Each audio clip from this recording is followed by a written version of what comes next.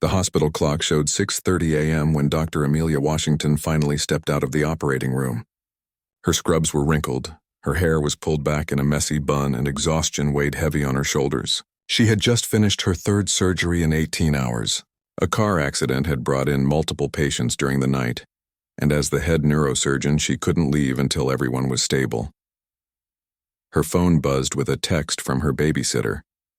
"Kids are asking when Mommy's coming home. Hope everything's okay at the hospital." Amelia smiled despite her tiredness. Her two children, 8-year-old Maya and 5-year-old Carlos, were probably getting ready for school right about now. She had missed dinner with them again, missed bedtime stories, missed helping Maya with her math homework. Being a single mother and a surgeon meant making sacrifices every day. She walked to her locker and changed out of her surgical scrubs into a fresh pair.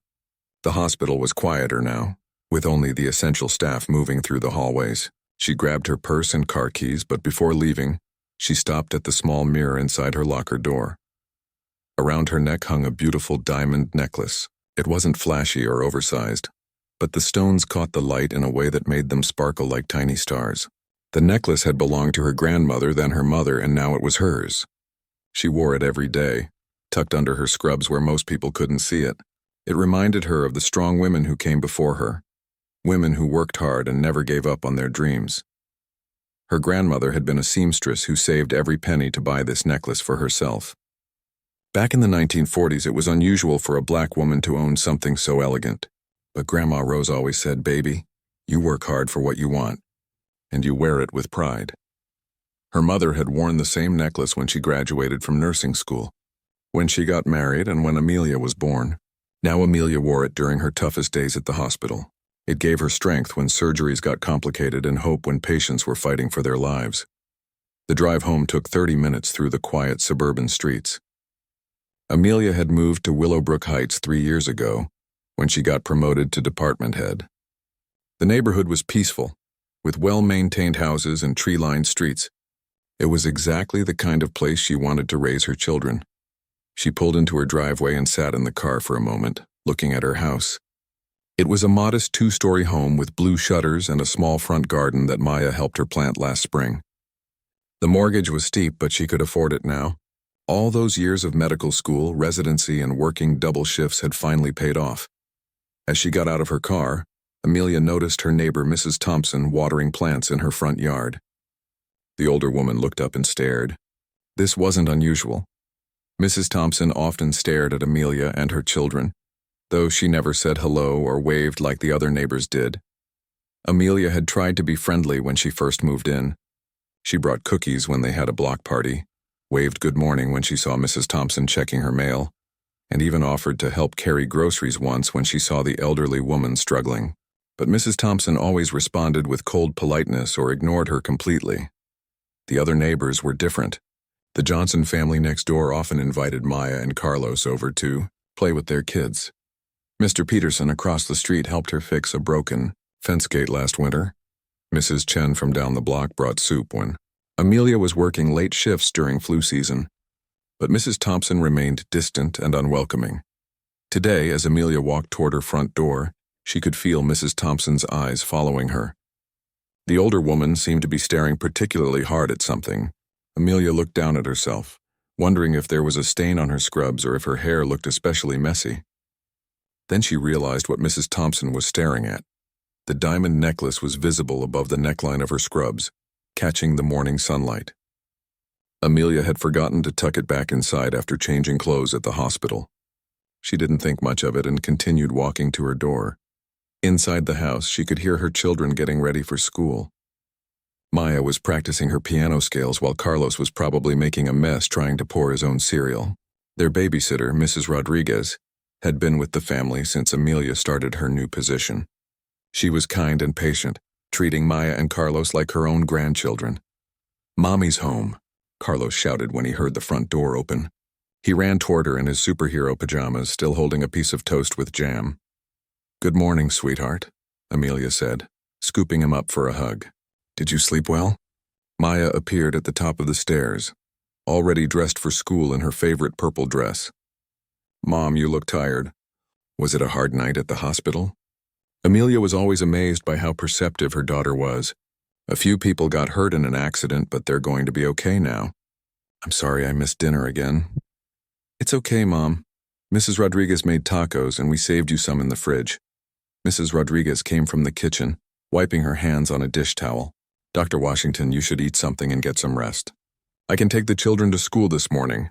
Thank you, but I want to take them. I've missed too much time with them this week. After Mrs. Rodriguez left, Amelia helped her children finish getting ready. She braided Maya's hair while Carlos tried to tie his shoes by himself. These quiet morning moments were precious to her. Even when she was exhausted, through the kitchen window, she noticed Mrs. Thompson standing in her yard again, this time talking on her phone while looking directly at Amelia's house.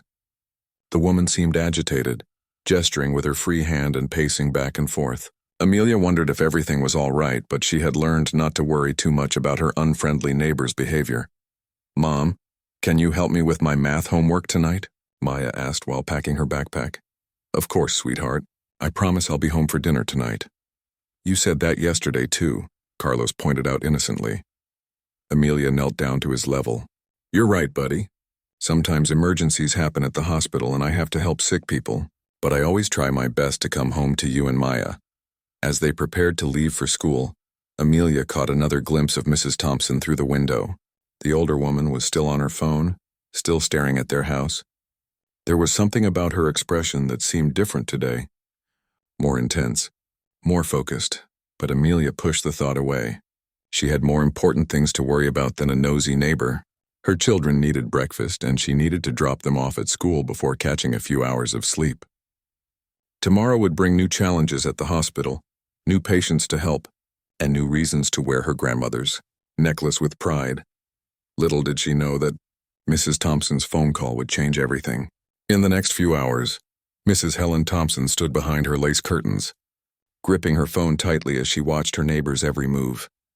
At 63 years old, she had lived in Willowbrook Heights for over 30 years. She remembered when all the houses on Maple Street looked exactly like hers, and all the families looked exactly like her family too. That morning, as she watered her prized rose bushes, she had gotten a clear look at that necklace around Dr. Washington's neck. The diamonds sparkled in the sunlight, each stone probably worth more than Helen's monthly Social Security check. Her mind began racing with questions and assumptions. How could someone like that afford jewelry like this? Helen had worked as a secretary for 40 years and never owned anything half as expensive. Her late husband had been an insurance salesman, and together they had barely managed to pay off their mortgage. Yet here was this woman, probably half her age, wearing diamonds like she was some kind of movie star. Helen had been suspicious of the Washington family since they moved in 3 years ago. It wasn't that she had anything personal against them, she told herself. It was just that the neighborhood had changed so much. Property values, crime rates, the whole character of the area was different now. She walked back inside her house and poured herself a cup of coffee, but her hands were shaking with nervous energy. Through her kitchen window, she could see right into the Washington family's breakfast room. The mother was helping her children get ready for school, acting like everything was normal, but that necklace kept bothering Helen. She had worked in insurance long enough to know expensive jewelry when she saw it. Those weren't fake diamonds or costume jewelry. They were the real thing, probably worth thousands of dollars, maybe tens of thousands. Where would a woman like that get money for something like that? Helen's imagination began filling in the blanks. Maybe she stole it from one of her wealthy patients at the hospital. Maybe she found it somewhere and decided to keep it. Maybe it was payment for something illegal. The more Helen thought about it, the more convinced she became that something wasn't right. She had watched enough crime, shows on television, to know that people didn't just walk around wearing stolen jewelry in broad daylight unless they thought they could get away with it. She picked up her phone and scrolled through her contacts until she found her friend Rita's number. Rita lived 2 streets over and always seemed to know everything that was happening in the neighborhood. Rita, it's Helen. Have you noticed anything strange about that family on my street lately? Which family, dear? The Washington family. The ones with the 2 children. I just saw the mother wearing the most expensive-looking diamond necklace I've ever seen. I'm talking about serious money here, Rita. There was a pause on the other end of the line. Well, Helen, she is a doctor at the hospital. Doctors make good money, don't they? Not that good. I looked up surgeon salaries online last month. Even the highest paid ones couldn't afford jewelry like what I just saw. Those diamonds were flawless, Rita. Museum quality. Helen could hear Rita sighing. What are you suggesting, Helen? I'm not suggesting anything. I'm just saying it's suspicious. She works at the hospital where all those wealthy patients go. Rich people leave jewelry and valuables in their rooms all the time. Hospital workers have access to everything. Helen, that's a very serious accusation. I'm not accusing anyone of anything. I'm just observing facts. Helen moved to her living room window, where she had a better view of the Washington house. She's getting the children ready for school right now, acting like nothing's wrong. But I'm telling you, that necklace is worth more money than most people see in a lifetime. After hanging up with Rita, Helen felt even more unsettled. Rita hadn't agreed with her concerns, but that didn't mean Helen was wrong. Sometimes it took one person with courage to speak up about things that seemed off. She made herself another cup of coffee and sat in her recliner by the window. From here, she could monitor all the activity at the Washington house. She watched as Dr. Washington helped her daughter into a purple dress and assisted her son with his shoelaces. The whole scene looked so normal, so innocent. But Helen couldn't stop thinking about those diamonds. Her phone rang, interrupting her surveillance. It was her son David calling from California. Hi, Mom, just checking in. How are you doing? I'm fine, sweetheart. Just keeping an eye on the neighborhood. Mom, you're not causing trouble with the neighbors again, are you? Helen bristled at the question. David had gotten upset with her last year when she complained to the Homeowners Association about the noise levels during the Washington children's birthday party. He said she was being unreasonable, but Helen believed in maintaining community standards. I'm not causing trouble. I'm being a responsible neighbor. Someone needs to pay attention to what's going on around here. What's going on, Mom? Helen told David about the necklace, about her suspicions about how expensive jewelry didn't belong in their middle-class neighborhood, unless someone was up to no good. Mom, stop. Just stop right there. You're making assumptions about people based on nothing. This woman is a neurosurgeon. She saves people's lives for a living. Maybe the necklace was a gift or an inheritance, or maybe she just worked hard and bought it for herself. You didn't see it, David.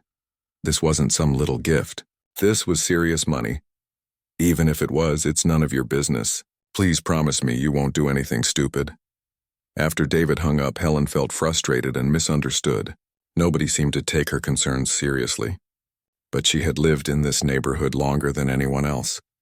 She had watched it change, watched new people move in, watched the whole character of the community shift.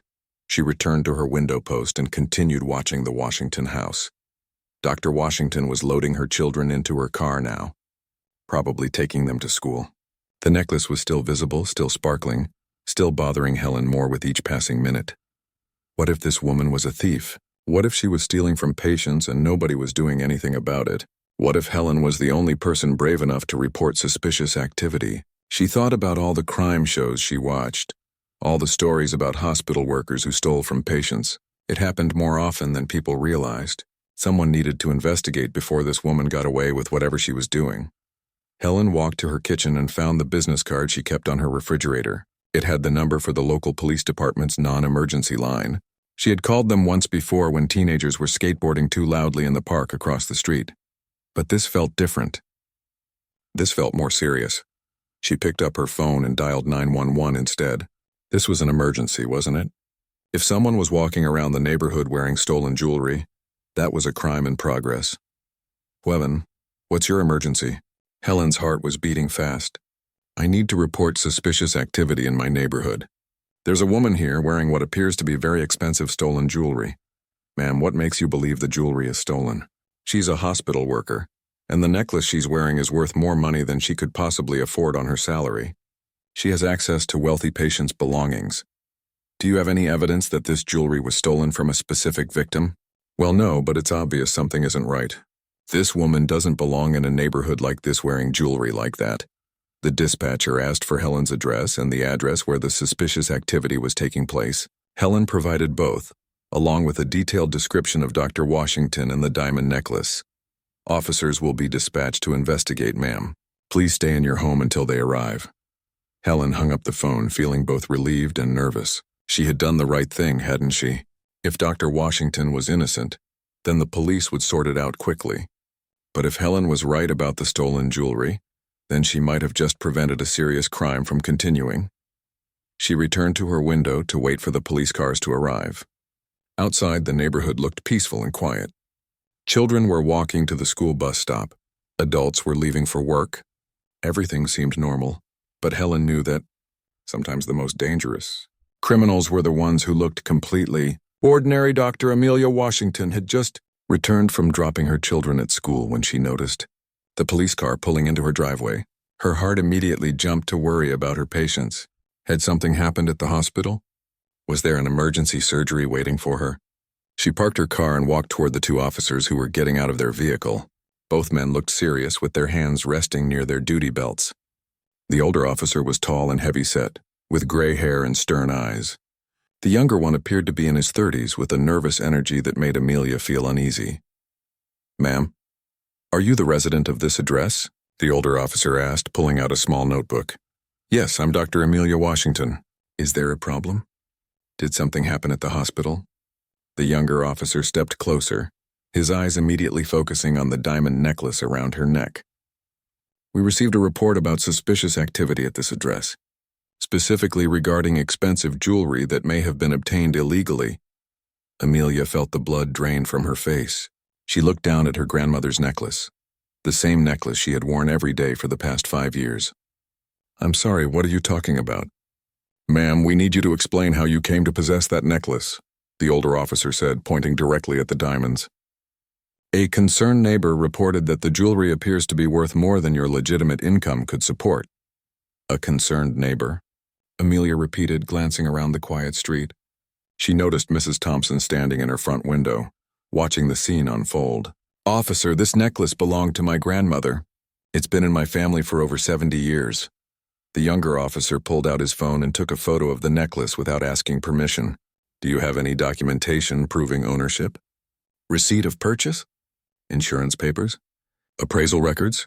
Documentation for my grandmother's jewelry?" Amelia felt a surge of indignation. "Officer, with all due respect, this is a family heirloom. My grandmother bought this necklace in 1952. She didn't exactly keep receipts for 70 years. Ma'am, we're going to need you to remove the necklace and hand it over while we investigate," the older officer said, reaching for his handcuffs. "You can retrieve it from the station once you provide proof of legitimate ownership." "Absolutely not." Amelia stepped back toward her front door. "This is my property. I haven't committed any crime. You have no warrant, no evidence, and no right to take my personal belongings." The situation escalated quickly. The younger officer moved to block her path to the house while the older one spoke into his radio, requesting backup. Amelia couldn't believe what was happening. In her own driveway, in broad daylight, she was being treated like a criminal. "Ma'am, you need to cooperate with our investigation," the older officer said. "The neighbor who called this in provided very specific details about the value of that necklace. She believes it may have been stolen from wealthy patients at the hospital where you work." "She believes?" Amelia's voice rose with frustration. "Based on what evidence? Based on what facts? You're harassing me because someone thinks I can't afford my own jewelry? We need to verify your employment and income," the younger officer said. "And we need to examine the necklace more closely to determine if it matches any reported stolen property." By now, other neighbors had begun to notice the commotion. Amelia could see curtains moving in several windows, people stepping out onto their porches, children stopping their bikes to stare. Her face burned with embarrassment and anger. "I am a neurosurgeon at Metropolitan Hospital," she said slowly and clearly. "I am the head of the neurosurgery department. I have worked there for 8 years. I save people's lives for a living. This necklace has been in my family since before I was born. Ma'am, we understand you're upset, but we need to follow procedure," the older officer said. "Please turn around and place your hands behind your back." "You're arresting me? For what crime exactly?" "Suspicion of theft and failure to cooperate with a police investigation." The handcuffs clicked around Amelia's wrists just as Maya's school bus rounded the corner. Through the window, she could see her daughter's horrified face as the bus slowed down to navigate around the police cars. Maya pressed her small hands against the glass, tears streaming down her cheeks. "Please," Amelia begged. "My children don't need to see this. Can we handle this quietly?" But it was too late. 2 more police cars had arrived, along with a small crowd of neighbors. Mrs. Thompson had come outside now, standing on her porch with her arms crossed, nodding approvingly at the officers. Amelia was placed in the back of the first police car, while officers searched her purse and examined her identification. The younger officer took multiple photos of the necklace from different angles while speaking to someone on his phone about running the jewelry through a database of stolen property. "This is insane," Amelia said to anyone who would listen. "I'm being arrested for wearing my own necklace in my own driveway." Mr. Johnson from next door approached one of the officers. "Excuse me, but I think there's been a mistake. Dr. Washington is a wonderful neighbor and a respected member of our community. She's never caused any trouble. Sir, please step back and let us handle this investigation," the officer replied without looking up from his paperwork. Mrs. Chen from down the street had also come outside. She walked directly to the police car where Amelia was sitting and tapped on the window. "Dr. Washington, what can I do to help? Should I call someone?" Through the glass, Amelia mouthed the words, "Call the hospital and ask for Dr. Patricia Chen." She hoped her colleague would be able to verify her identity and clear up this ridiculous situation. The older officer was now speaking with Mrs. Thompson, who was providing a detailed account of her suspicions. Amelia could see the woman gesturing wildly, pointing at the police car, clearly enjoying being the center of attention. "She's been acting suspicious for weeks," Mrs. Thompson was saying loud enough for everyone to hear. "Always coming home at odd hours, always wearing different expensive clothes. I've been watching her, and something just didn't seem right." "Ma'am, you mentioned she works at the hospital," the officer said. "Do you have any evidence that she's been stealing from patients there?" "Well, no direct evidence, but where else would someone like her get jewelry like that? Hospital workers have access to everything. They go through patient belongings all the time." A young police officer who had just arrived on the scene looked uncomfortable with the whole situation. He was reviewing Amelia's driver's license and the registration from her car. "Sergeant, this woman's address matches this location. She's lived here for 3 years according to the motor vehicle records. Her car is registered and insured. Everything appears to be legitimate." "That doesn't prove the necklace isn't stolen," the older officer replied. "We still need to verify her employment and income level." Amelia sat in the back of the police car, watching her neighbors whisper and point. Some looked sympathetic, while others seemed to believe she must have done something wrong. After all, why would the police arrest someone who was completely innocent? Her mind raced with the implications of what was happening. Would this affect her medical license? Would the hospital administration hear about it? Would her children's friends' parents stop letting them play together? She thought about her grandmother, who had saved every penny to buy this necklace during a time when black women had few opportunities to own anything beautiful or valuable. She thought about her mother, who had worn it with pride through decades of discrimination and hardship. Now she was being arrested for wearing it in a neighborhood where she had every right to live, free. Diamond necklace that had once symbolized her family's strength and perseverance was now being used as evidence against her. The same jewelry that had given her comfort during difficult surgeries was now the reason she was sitting in handcuffs, humiliated in front of her entire community. As she waited for someone to come to her rescue, Amelia realized that all her education, all her professional achievements, all her contributions to society meant nothing to the people who had already decided she didn't belong. The question was no longer whether she could prove her innocence. The question was whether anyone would believe her when she tried. Officer Kevin Martinez was only 2 years out of the police academy, but something about this situation felt wrong to him. He had been called as backup to what was supposed to be a routine theft investigation, but the more he observed, the less sense it made. The woman in the back of the police car didn't look like any criminal he had ever encountered. Her scrubs were clean and professional, her demeanor was calm despite obvious distress, and her identification showed a clean driving record with an address that matched the house they were standing in front of. While his senior officers continued questioning Mrs. Thompson, Kevin decided to do some investigating of his own. He pulled out his smartphone and quietly searched for Dr. Amelia Washington Metropolitan Hospital. What he found made his stomach drop. The first result was a news article from just 3 days ago. Local neurosurgeon saves 3 lives in complex emergency surgery.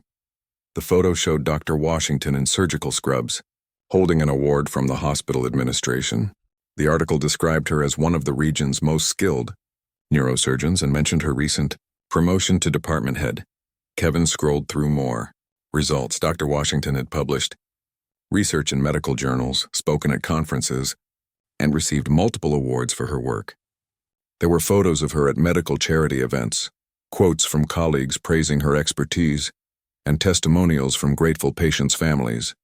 This was not a thief or a criminal. This was a respected professional who saved lives for a living. Sergeant Collins, Kevin called to his supervisor, I think we need to reconsider this situation. Sergeant Collins was still taking notes from Mrs. Thompson's statement. What is it, Martinez? Sir, I've verified Dr. Washington's employment at Metropolitan Hospital. She's not just any hospital worker. She's the head of neurosurgery. This article says she makes over $300,000 a year. Mrs. Thompson overheard and shook her head vigorously. That can't be right. Nobody makes that kind of money around here. Ma'am, neurosurgeons are among the highest paid medical professionals, Kevin explained gently. Dr. Washington could easily afford expensive jewelry on her legitimate salary. Just then, a silver BMW pulled up to the scene. A well-dressed Asian woman in her 40s stepped out, looking concerned and slightly out of breath. She approached the officers with the confidence of someone accustomed to being taken seriously. Excuse me, I'm Dr. Patricia Chen, Chief of Staff at Metropolitan Hospital. I received a call that one of my colleagues was in some kind of trouble here. Sergeant Collins looked up from his notepad. Are you here about Dr. Washington? Yes, absolutely. Amelia Washington is one of our most valued surgeons. She just completed an 18-hour shift saving multiple trauma victims. What exactly is the problem here? We received reports that she may be in possession of stolen jewelry. Dr. Chen looked genuinely confused. Stolen jewelry? Are you talking about her grandmother's necklace? She wears that every day. It's been in her family for generations. Mrs. Thompson stepped forward aggressively. How would you know about her family jewelry? That's very convenient. Dr. Chen turned to face Mrs. Thompson with the kind of steady gaze she typically reserved for difficult board meetings. I know because Dr. Washington and I have been colleagues for 8 years. I know because she's told me the story of that necklace many times. Her grandmother was a seamstress who saved for 2 years to buy it. Her mother wore it when she graduated nursing school. Amelia wears it during difficult surgeries because it reminds her of the strong women in her family. Kevin felt increasingly uncomfortable with the situation. Dr. Chen, can you verify Dr. Washington's employment and income? Of course. Dr. Chen pulled out her phone and made a quick call. Within minutes, she was forwarding official employment verification documents to Kevin's email. Dr. Washington's annual salary is $320,000, plus bonuses for emergency surgeries and department leadership. She could afford to buy 10 necklaces like that one if she wanted to. A hospital security guard arrived in another vehicle, followed by what appeared to be a hospital administrator carrying a briefcase. The administrator, a middle-aged black man in an expensive suit, introduced himself as Harold Foster, Vice President of Medical Affairs. Officers, I need to understand why one of our top surgeons is sitting in a police car. Dr. Washington was supposed to be sleeping right now, so she could return for another emergency surgery this afternoon. The crowd of onlookers had grown significantly. Other neighbors were arriving home from work, school buses were dropping off children, and everyone seemed to be talking at once. Kevin noticed several people holding up their phones, recording the scene. Mr. Foster approached Mrs. Thompson directly. Ma'am, I understand you're the person who called this in. Can you explain to me what evidence you had that Dr. Washington committed any crime? Mrs. Thompson suddenly looked less confident than she had earlier. Well, I just thought it was suspicious that she was wearing such expensive jewelry. It didn't seem like something she could afford. Based on what knowledge of her financial situation? Well, I just assumed. You assumed. Mr. Foster's voice carried the authority of someone who dealt with hospital board members and insurance executives on a daily basis. You called the police on a neurosurgeon because you assumed she couldn't afford her own family jewelry. Dr. Chen was now taking photos of the scene with her phone. This is going to be a serious problem for your department, she told Sergeant Collins. Dr. Washington has colleagues throughout the medical community. When word gets out that she was arrested for wearing her grandmother's necklace, Kevin's phone buzzed with a text message from the police database. He had run the necklace description through the stolen property system, and the results had just come back. No matches found. No similar jewelry had been reported stolen from any hospital, home, or business in the entire state. Sergeant, Kevin said quietly, The stolen property database came back negative. There's no record of any similar jewelry being reported missing.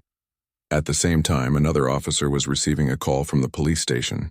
Sergeant Collins, dispatch wants to know if you need any additional units. They're getting calls from local media, asking about the arrest of a prominent surgeon. The situation was spiraling beyond what anyone had anticipated. What started as a simple neighbor complaint was turning into a potential public relations disaster for the police department. Mrs. Thompson was now standing alone on her porch, no longer the center of attention. Most of the neighbors who had gathered were clearly supporting Dr. Washington, talking quietly among themselves about how wrong this whole situation was. Kevin walked over to the police car where Dr. Washington was still sitting in handcuffs. Through the window, he could see that she was crying quietly, not from fear but from the sheer humiliation of the experience. "Dr. Washington," he said softly, "I want you to know that some of us realize a mistake has been made here. This is going to be resolved very quickly." She looked up at him with tired, sad eyes. "Officer, I've lived in this neighborhood for 3 years.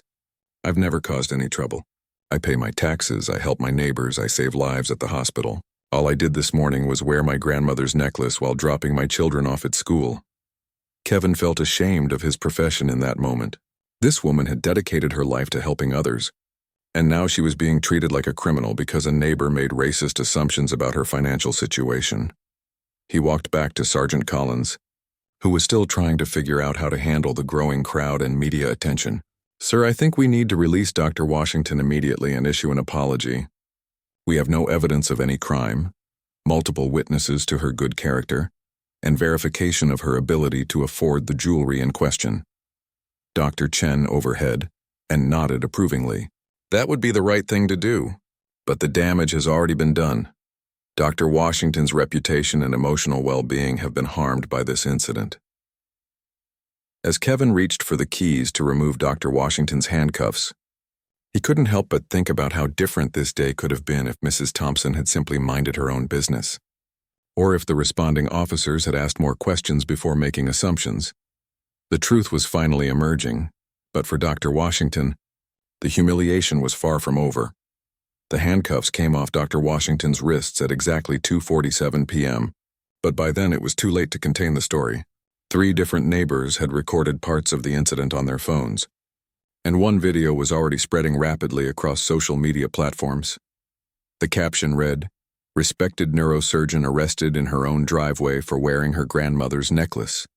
This is what racial profiling looks like in 2025. Officer Martinez helped Dr. Washington out of the police car, offering her a bottle of water and a quiet apology. "Dr. Washington, I want you to know that not all of us agreed with how this situation was handled." She accepted the water gratefully, her hands still shaking slightly from the stress of the past hour. "Thank you, Officer Martinez. I appreciate you taking the time to verify the facts." Sergeant Collins approached with obvious reluctance. "Dr. Washington, on behalf of the department, I apologize for any inconvenience this incident may have caused. You're free to go and there will be no charges filed." "Inconvenience?" Dr. Chen stepped forward, her voice sharp with indignation. "Sergeant, this woman was handcuffed and detained based on nothing more than a neighbor's racist assumptions. This isn't an inconvenience, it's a violation of her civil rights." The crowd of neighbors and onlookers had grown to nearly 30 people. Most were supportive of Dr. Washington, with several offering statements about her character and contributions to the community. But the damage to her sense of security and belonging was already done. Mrs. Thompson had retreated inside her house, but her living room curtains were still moving as she watched the aftermath of her phone call. She had expected the police to quietly investigate and perhaps warn the Washington family about suspicious behavior. She never imagined it would turn into such a public spectacle. Harold Foster, the hospital administrator, was already on his phone with the hospital's legal department. "We need to issue a statement supporting Dr. Washington and distancing ourselves from any suggestion that our staff are involved in criminal activity," he was saying. By 4 p.m., the local news stations had picked up the story. Channel 7's afternoon broadcast led with "Prominent surgeon arrested for wearing family jewelry," while Channel 12 went with "Racial profiling suspected in suburban police incident."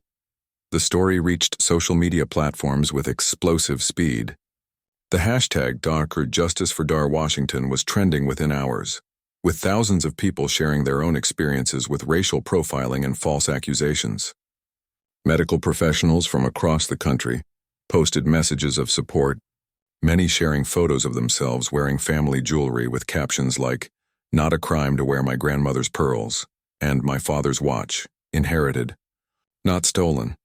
Mrs. Thompson first realized the magnitude of what she had set in motion when her phone started ringing nonstop around 5 p.m. The calls weren't from friends or family. They were from reporters, bloggers, and angry strangers who had somehow found her phone number online. The first news van arrived at 6:30 p.m., followed by 3 more within the hour. Reporters knocked on her door, called out questions from her front yard, and broadcast live reports standing directly in front of her house. Her name, age, and employment history were suddenly public information being discussed on television and social media. Helen Thompson, 63, worked as a secretary for Hartwell Insurance until her retirement last year, one reporter announced. Neighbors describe her as a reclusive woman who frequently complained about noise and community activities. By evening, Mrs. Thompson had lost her part-time job at the local library. The head librarian called to inform her that her services would no longer be needed, citing concerns about judgment and community relations. The decision was made after dozens of people called the library, demanding that Helen be fired for her role in the incident.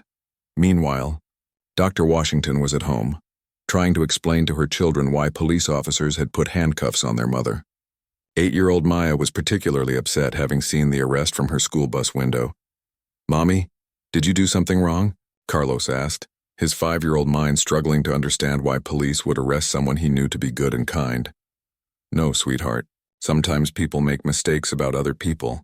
The police officers thought I had done something wrong, but they learned they were mistaken." "Was it because of our skin color?" Maya asked quietly. At 8 years old, she was already aware that the world sometimes treated people differently based on how they looked.